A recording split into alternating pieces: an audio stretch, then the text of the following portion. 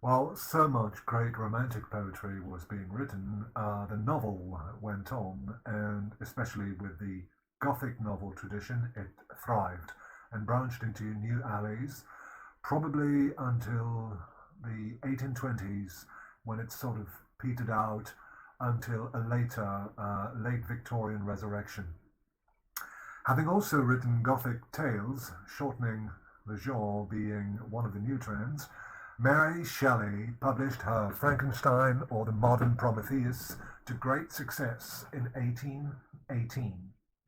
According to the traditional story, it stemmed from a sort of wager with Lord Byron and other guests at the Villa Diodati during the Switzerland stay I have already mentioned. Everybody should write a terrifying story. Every guest was supposed to write a terrifying story. There was a Frankenstein castle nearby, and maybe the name was transferred to Victor Frankenstein, a young scientist who creates a living creature from a scientific experiment. She called it a galvanic experiment from the name of the Italian scientist Luigi Galva, because of course these were the early days of electricity. It was supposed to be a wonderful new science full of promise. And of course, the creature, awakened by galvanic forces, by electricity, rebels against its creator and somehow takes revenge for being born. Wholly original, bordering on early science fiction, and of course, metaphorically warning of modern man's Promethean hubris, the novel became an instant classic. Irish novelist and playwright Charles Robert Maturin's Melmoth the Wanderer must also be noted, not only because of its clever frame structure, compiling several tales, but also for its metaphysical input. The hero remains cursed through the centuries, somehow incarnating, like Frankenstein, a figure of Adam. Yet the genre, equally transferred to melodramatic stage plays, began to invite parody, with its too many corpses, ghosts, murders, and haunted castles. Jane Austen, whom we will examine in a moment, published a parody of Anne Radcliffe's novels in the same year as Frankenstein, 1818, with Northanger Abbey.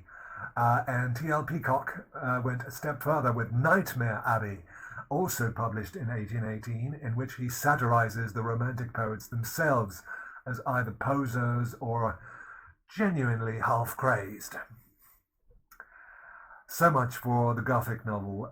In a totally different vein and on the fringes of Romanticism, the domestic novel developed, with a focus on family, marriage, and inheritance.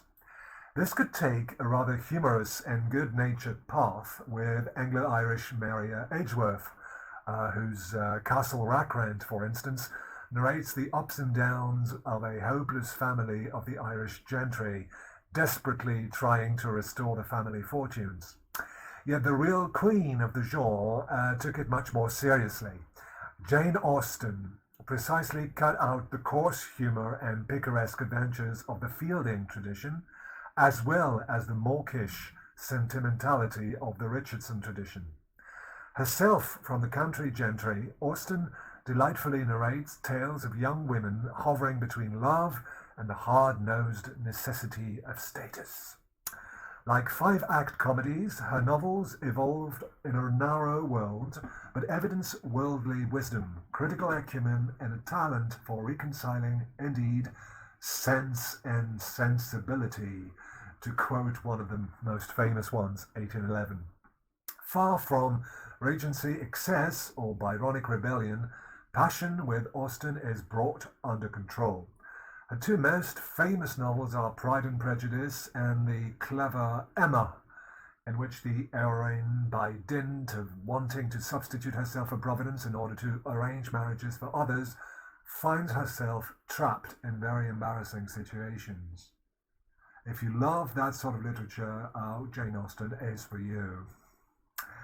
Finally, one must of course mention Sir Walter Scott, the father of the historical novel. Very little historical fiction had actually been written until Scott conceived his novels as novels of manners. That was his original ideas. He insisted on a coeval point of view. That is, the novel was written as if by a contemporary. For him, the plot was also a pretext for painting large historical frescoes and resurrecting a whole era of mores, habits, and mindsets, but also costumes and states of language. Bishop Percy's efforts had now turned into a quest for tableaux vivants, based on meticulous documentary research. Scott had imbibed contemporary German literature and ideas, and took his task of collecting and reviving the past as seriously as the Grimm brothers did it for German culture. Scott was also a Scot and began with Scottish history. The protagonist of Waverley, 1814, Scott's decisive first hit, is not Prince Charles Edward, but a modest British officer born of Scott's imagination, nonetheless allowing readers fragment after fragment of experience to grasp the whole context of the Jacobite risings.